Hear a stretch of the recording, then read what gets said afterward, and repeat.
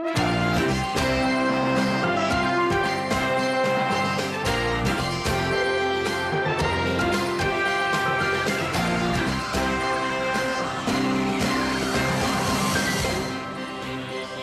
afternoon and welcome to IBA News this Tuesday, the 21st of June. I'm Elon Aslan-Levy, joining you live from Jerusalem.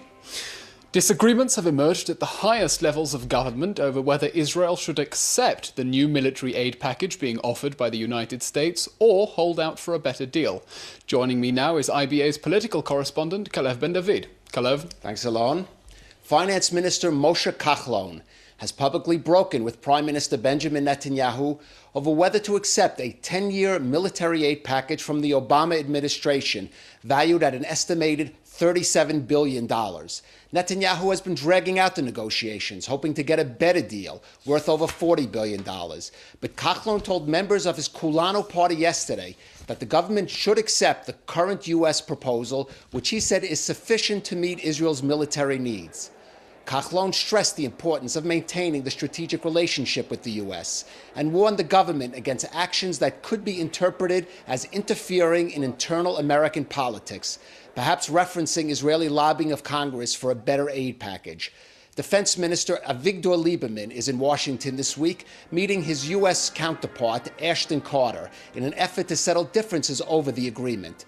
After their discussion yesterday, a senior Israeli official in Washington told reporters that the remaining gaps are not big, and it is urgent that the aid package be finalized as soon as possible so the security establishment can proceed with its multi-year defense planning. Officials from the Prime Minister's office say Netanyahu wants to seal the deal, but not at any price, even as he faces growing criticism that he is taking a risky gamble in counting on getting the same deal or a better one after the November elections from Barack Obama's successor in the White House. There was also mixed news for the Prime Minister in the results of a new election poll commissioned by Israel Television's Mabat News broadcast. According to the survey, if elections were held today, Netanyahu's Likud would lose 8 Knesset seats, but still remain the largest faction with 22. The big losers are Isaac Herzog's Zionist Union, falling to 9 seats from its current 24, along with Kachlon's Kulanu, sinking to 6 seats from 10. The big winners are Yair Lapid's Yesh Atid, shooting up to 20 seats from 11, Lieberman's Yisrael Beitenu gaining 9 seats from the 6 it now holds, and former Defense Minister Moshe Ya'alon, who last week blasted Netanyahu and announced he would run against him as Prime Minister. According to the Mabat poll, a new party headed by Ya'alon would win 10 seats, not enough to earn him the premiership, but may be sufficient to give him a key role in deciding who will. Alon? Kalev, the takeaway figure from this poll is that the Zionist Union, Labour really, is collapsing to 9 seats. Is Labour doomed to being a bit player in Israeli politics now, or is this just a passing phase? Alone, the political pundits have been writing the epitaph for the Labour Party for many years now. I would say this is probably just reflecting more recent developments, but it's definitely a worrying sign for them, and it may help push some of the more, I would say, maybe dramatic ideas being put forward. For example, maybe combining the Labour or Zionist Union with other center-left parties, such as Meretz, to help maybe boost their standing in the next election. OK, well, according to a Channel 10 report, Herzog reached a secret agreement with Abbas before the last elections to hand over the entire West Bank and East Jerusalem in the event the Zionist Union won the elections.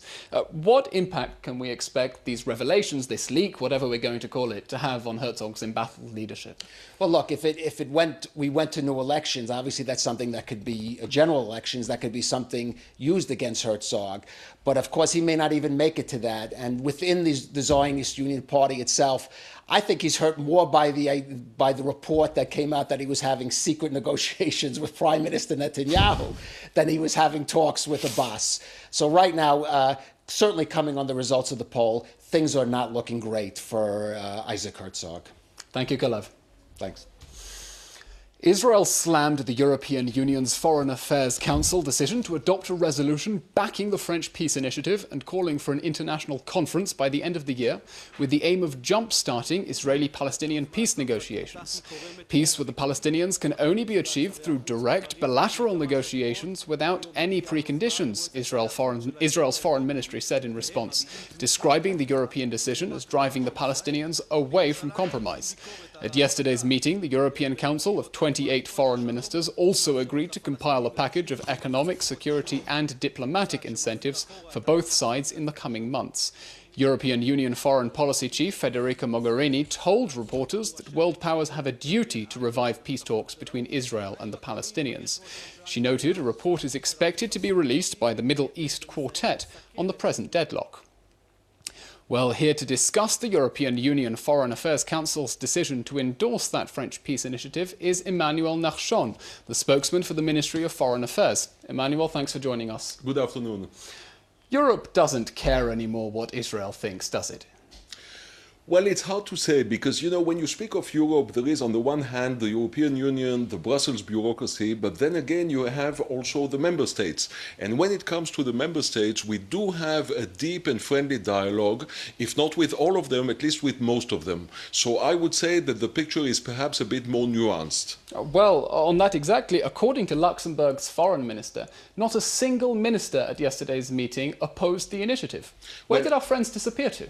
Well, and this is indeed something that we deplore because we believe that there is a fundamental mistake here by endorsing this kind of multilateral international conference. Actually, not only do you not help the peace process, but you hinder it because you comfort the Palestinians in a position which is of wait and see and not of coming back to the negotiating table. But the French initiative explicitly calls for direct talks between Israel and the Palestinians. Why is the Prime Minister opposed when this is exactly what he's been calling for?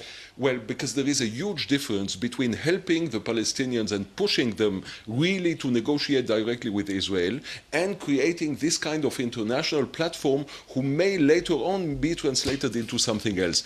And we believe that the only way to move forward is direct negotiations. With the French initiative, we may very well be stuck at stage one, and stage one is absolutely negative. This is something that we cannot accept, and this is what we have been telling our partners in Europe. And by the way, not only in Europe, you can imagine that we have a very important dialogue with the United States of America regarding this particular issue. Now, I've got a copy of the communique of the French peace initiative here, and it talks of highlighting the importance of the implementation of the Arab peace initiative. Is the reason we're worried about the French peace initiative because we're concerned that the French are going to try to impose a settlement on us instead of genuine negotiations? Well, I would say that there are two aspects to it. First of all, we believe, as I said earlier, that the only way to move forward is direct negotiations. So anything which is not direct negotiations is doomed to fail, and we are losing precious time. This is aspect number one. Now, regarding an imposed solution, this is, of course, absolutely unacceptable.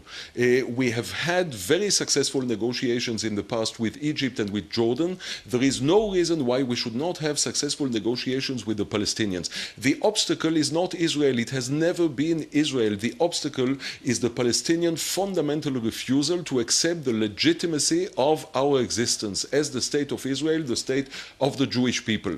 This is the fundamental problem, and this needs to be solved through direct talks with the Palestinians. Well, if so, why not call the Palestinians bluff and say, yes, we agree to an international framework for bilateral talks? Because an international framework would be counterproductive.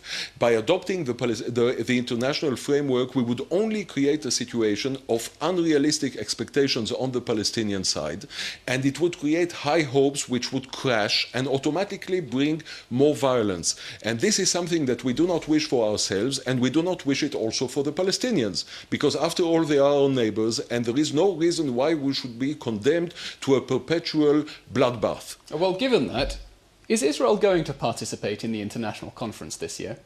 Well, first of all, we have not been invited. If you recall, this whole French initiative is, and this is one of the extraordinary aspects. Haven't been invited yet? Well, this is one of the extraordinary aspects of the whole exercise, is that actually people talk about us instead of talking to us.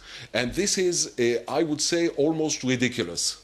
And this is why, by the way, we have those huge question marks concerning... And if we receive an invitation, will we go? Well, we will discuss it. There will be a decision taken by Prime Minister Netanyahu. But no decision yet. Well, there is no reason why we should take a decision before such an invitation has been issued. I don't believe that we will reach that stage, because at a certain moment the whole thing will peter out, because it's quite clear that there is nothing serious behind it. Okay, well, last week the Director General of the Foreign Ministry hinted at behind-the-scenes contacts with the Arab world. Isn't it time to stop tiptoeing around the issue and speak publicly about this? Well, we have not hidden that we have contacts throughout the Arab world.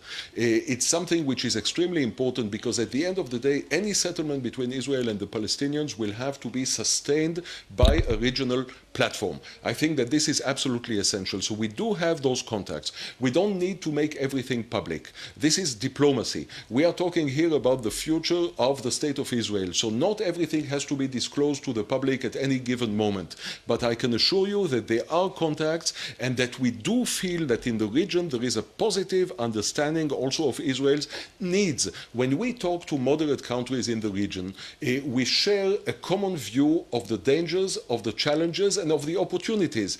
And I can tell you, and it's no secret, that the biggest danger for all countries, for all moderate countries in the region, is Iran and ISIS. It's not Israel. The Israeli-Palestinian conflict is not even on the agenda. So sticking with the regional framework, there are hopes that Israel and Turkey are on the cusp of a reconciliation agreement. Should that be signed, what sort of positive role can we expect Turkey to play in our regional strategy?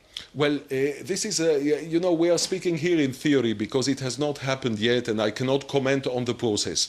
But of course, a reconciliation between Israel and Turkey would create a vector of stability, which would be of utmost importance to the region. It would enable, of course, better bilateral relations between our two nations, which is something extremely important. I served in Turkey many years ago, and I can tell you that this is extremely important for our two countries. And on top of it, it could help stabilize a region which is currently the most unstable and unpredictable region in the world. Well, let's hope that we reach an agreement with Turkey to normalize talks. Thank you very much, Emmanuel. Thank you very much.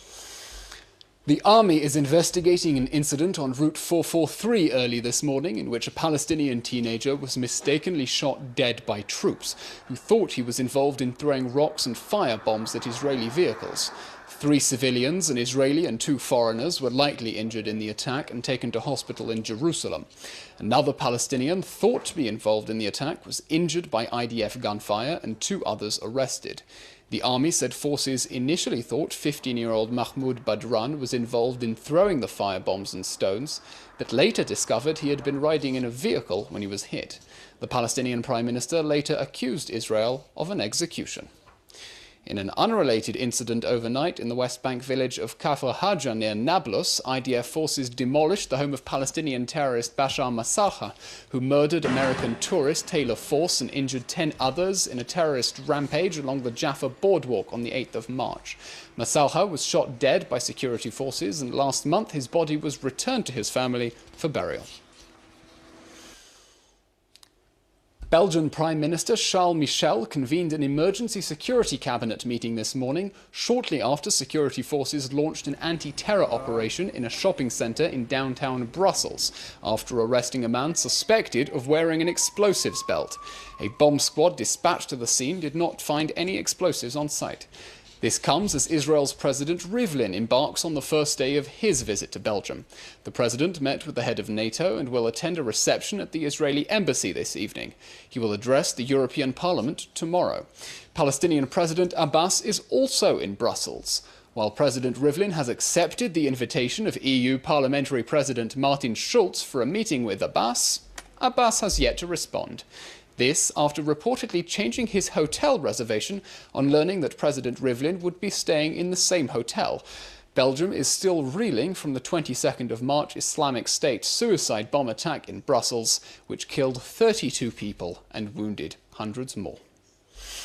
An Israeli proposal to build an artificial island off the coast of the Gaza Strip, which would provide Palestinians with a marine port, airport and hotel, is currently under consideration, revealed Transport and Intelligence Minister Israel Katz.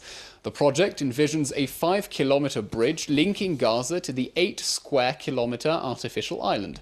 In a meeting with reporters yesterday, Katz noted that failure to implement the project would require Israel to retain responsibility for supplying water, electricity, food and other goods to the Gaza Strip.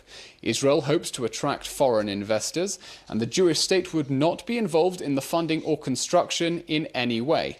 Katz estimated the cost of such a project to be approximately $5 billion. He acknowledged that the island, if approved by the government, would not bring an end to weapons smuggling and rocket fire, but might assist in persuading Gaza Palestinians to turn away from violence and embrace international commerce without Israeli direct involvement. 6 Jordanian border guards were killed and 14 others injured when a car bomb exploded near troops deployed in a remote area near the country's border with Syria and Iraq earlier this morning.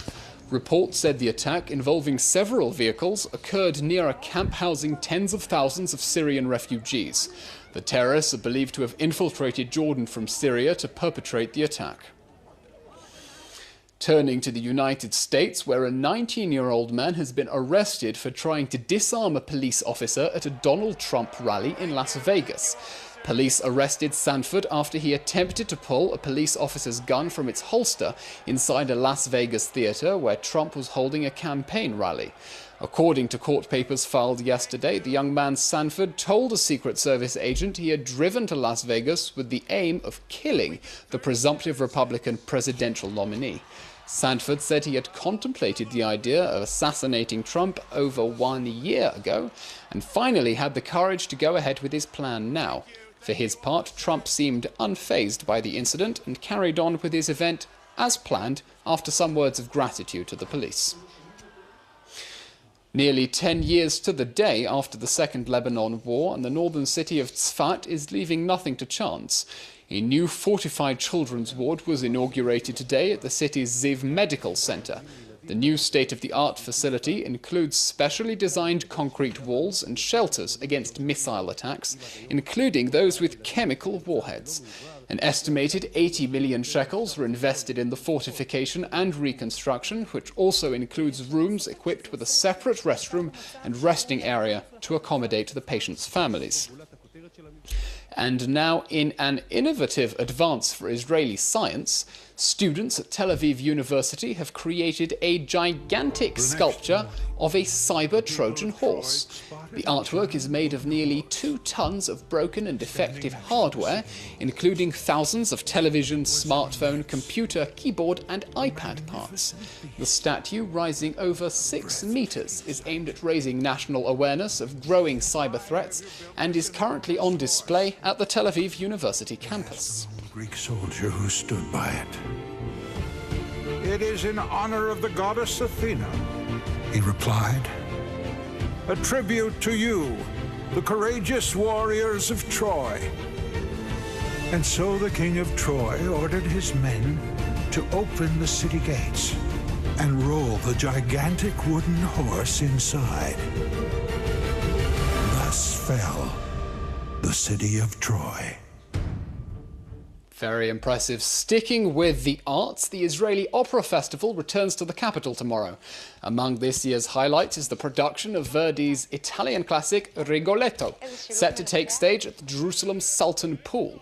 Performed by an all-star lineup of local and international singers, the Israeli Opera Chorus and the Jerusalem Symphony Orchestra, Rigoletto will be set against the backdrop of the iconic walls of the Old City.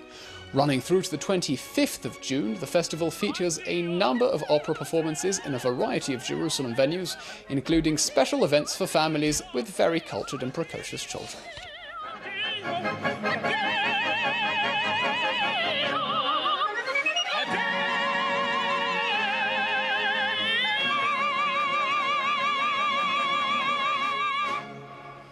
Beautiful. Moving to finance, shares are up on the Tel Aviv Stock Exchange and the shekel is down against major currencies. Here are the figures.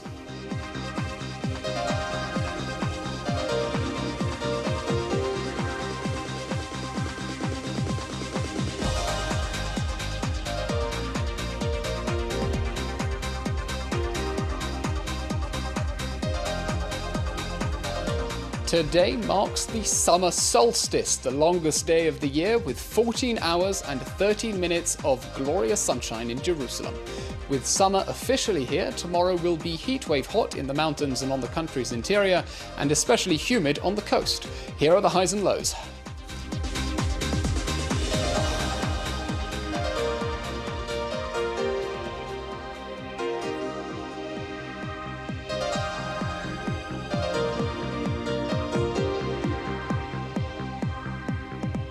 That's all for today. Laura Cornfield will be back tomorrow with the news.